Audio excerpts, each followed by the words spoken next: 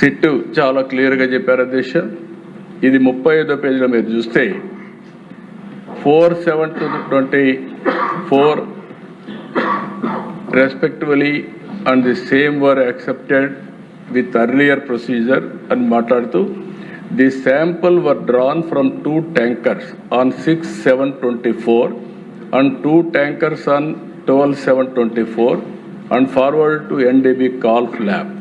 TTD received the NDB Golf test reports on 16/7/24 and 23/7/24 respectively, which shows ghee adulteration with vegetable and animal fat.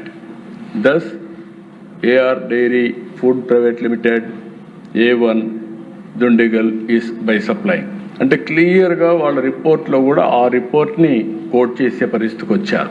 Next, ఇక్కడ జరిగిందే కాకుండా మీరు ఒకసారి చూస్తే ఎందుకు నేను కుట్ర అని మాట్లాడానంటే, ఒక డెలిబరేట్గా మొట్టమొదటి నుంచి కూడా వెంకటేశ్వర స్వామి ప్రతిష్ట దెబ్బతీయడానికే ప్రయత్నం చేస్తూ వచ్చారు.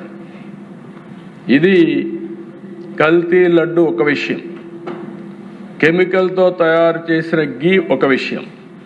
ఇక్కడ మీరు చూస్తే అన్యమత ప్రచారం.